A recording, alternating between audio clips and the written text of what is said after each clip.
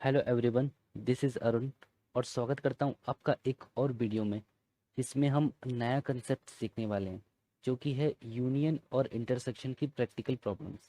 अब देखिए, थ्योरेटिकली तो हम निकालना सीख चुके हैं कि यूनियन कैसे निकालते हैं, इंटरसेक्शन कैसे निकालते हैं, कॉम्प्लीमेंटेशन कैसे निकालते हैं, लेकिन इनका रियल लाइफ में कहाँ यूज़ है हम वो सब सीखेंगे।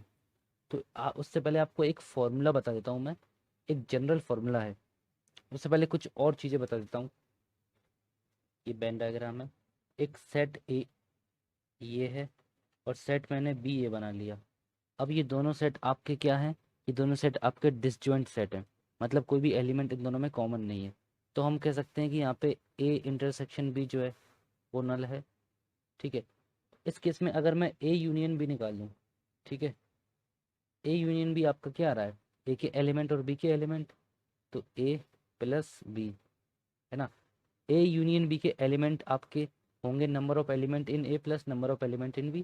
तो क्या हम कह सकते हैं N of A union B आपका होगा N of A plus N of B. ठीक है, ये इस केस का फॉर्मूला है।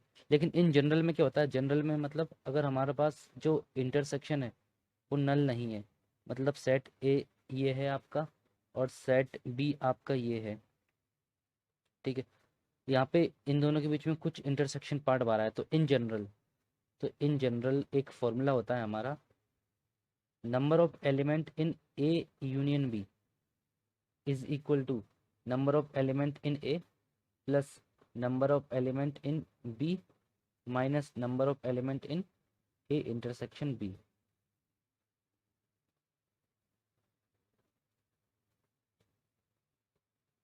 तो ये कैसे आया?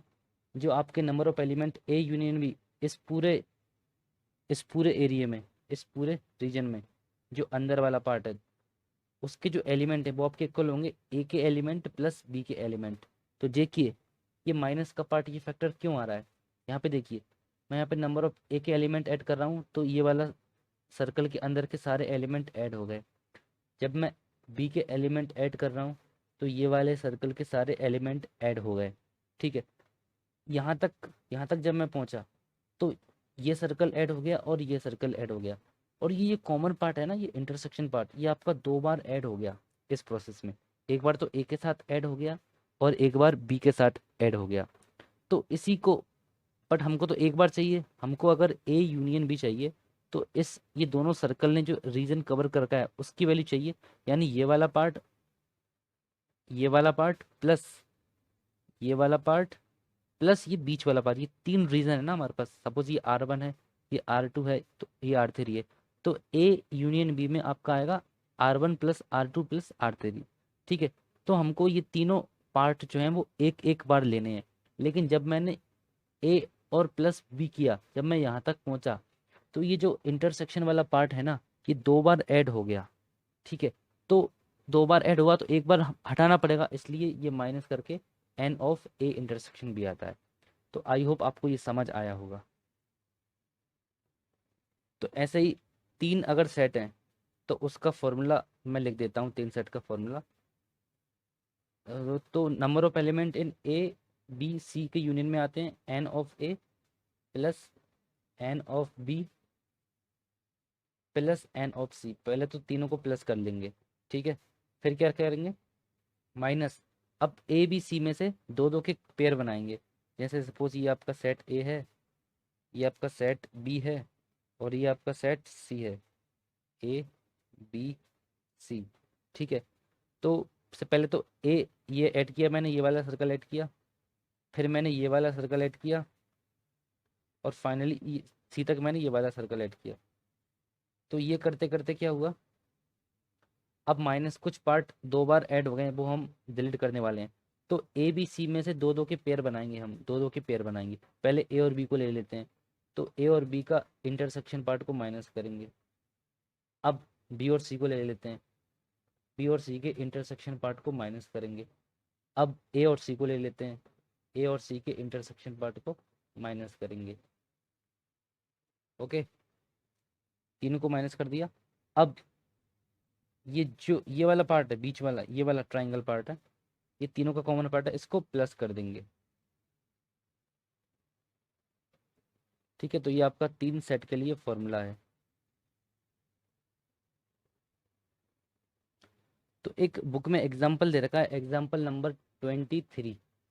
ठीक है, उसमें बोला है आपके एक्स और वाई दो सेट हैं, एक्स और वाई आपके दो सेट हैं, और एक्स यूनियन वाई के नंबर ऑफ एलिमेंट दे रखे हैं 50, और एक्स के नंबर ऑफ एलिमेंट दे रखे हैं 28, और वाई के नंबर ऑफ एलिमेंट दे रखे हैं 32, और हमसे पूछा है नंबर ऑफ एलिमेंट निकालो एक्स इंटरसेक्शन वाई के, कितने नंबर ऑफ एलिमेंट होंगे।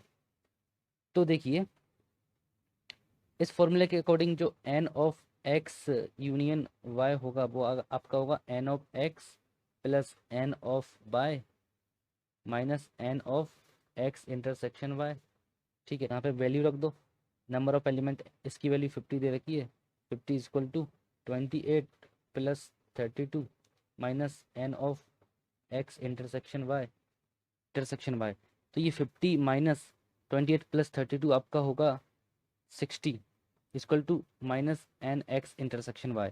तो ये -10 equal to minus N X intersection Y. तो ये आपका जाएगा number of element in X intersection Y is equal to 10। ठीक है, अच्छा एक बात और, इसको मैं वेन डायग्राम से भी सॉल्व कर सकता हूँ। वेन डायग्राम से कैसे सॉल्व करूँगा, पहले मैं यूनिवर्सल सेट बनाऊँगा, ठीक है, और ये दो सेट बना दूंगा मैं।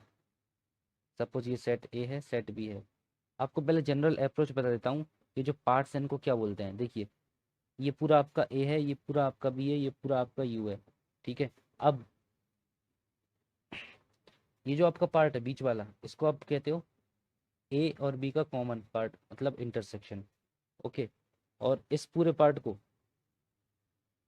इसको क्या बोलोगे आप बताओ, सिर्फ ये वाला पार्ट, ओनली दिस पार्ट, इसको बोलते हैं ए माइनस बी, मतलब ए ओनली, और इस पार्ट को बोलते हैं बी माइनस ए, बी ओनली, सिर्फ बी का पार्ट। ठीक है, और ये तीनों सेट आपस में डिस्जॉइंट होते हैं। ठीक है, अच्छा अब इस एग्जाम्पल को कैसे सॉल्व करेंगे। एक्स यूनियन वाई 50 दे रखा है, मतलब ये पूरा पार्ट 50 है आपका, ये जो पूरा इतना ये शेड, ये रीजन है ना, ये 50 दे रखा है, एक्स 28 दे रखा है, और ये कॉमन पार्ट निकालना है। तो यहाँ पे क्लियर है, पहले 28, पहले ए को ऐड कर लेंगे 28, और इसको 32 को ऐड कर लेंगे। ठीक है, अब ये दो बार ऐड हो गया ये पार्ट, इसको माइनस कर देंगे, ऐसे हो जाएगा।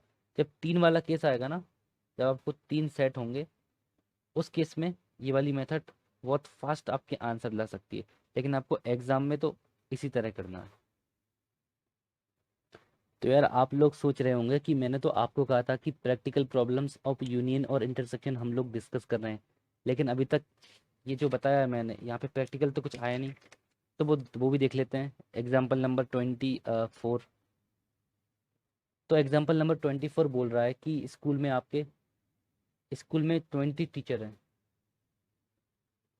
ठीक है, 20 टीचर हैं स्कूल में, जो क्या पढ़ाते हैं, मैथ या फिजिक्स, और फिजिक्स।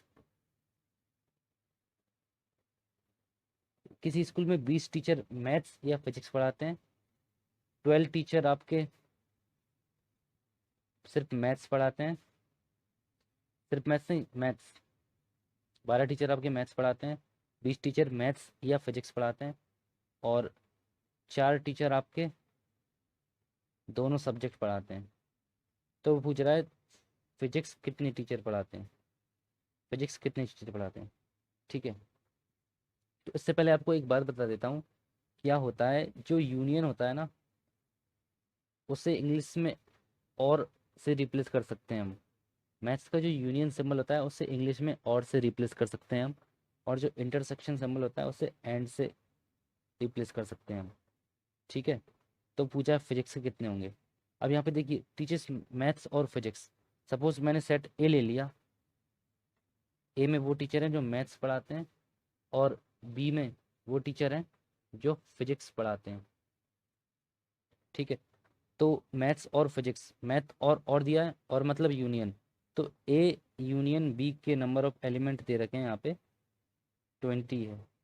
ठीक है, और मैथ्स के 12 दे रखा है, तो एन ऑफ ए दे रखा है 12, बोथ बोथ मतलब दोनों, दोनों मतलब इंटरसेक्शन पार्ट, इंटरसेक्शन पार्ट दे रखा है 4। ठीक है, अब निकालना क्या है, फिजिक्स, एन ऑफ बी निकालना है। कोई बड़ी बात नहीं, हमको फॉर्मूला आता ही है। फॉर्मूला क्या होता है, N of A union B is equal to N of A plus N of B minus N of A intersection B. ठीक है, ए यूनियन बी की value 20 is equal to N of A 12 दे रखा है, N of B निकालना है, minus intersection वाला दे रखा है 4। तो 12 माइनस 4 आपका होगा 8, 8 एट जाए 12, 20 में से 8 जाएगा तो बचेगा 12। तो आपका 12 आंसर आ गया एन ऑफ बी। ठीक है, तो इस तरह की प्रॉब्लम्स आती हैं आपकी प्रैक्टिकल प्रॉब्लम्स, जो यूनियन और इंटरसेक्शन से सॉल्व होती हैं। ठीक है, कुछ और एग्जांपल्स और देखेंगे अगली वीडियो में। ठीक है, तो आई होप आपको समझ आया होगा यूनियन और इंटरसेक्शन का फॉर्मूला क्या होता है, किस तरह हम उनकी यूज़ करते हैं। तो thank you for watching this video, मिलते हैं अगली वीडियो में। Thank you.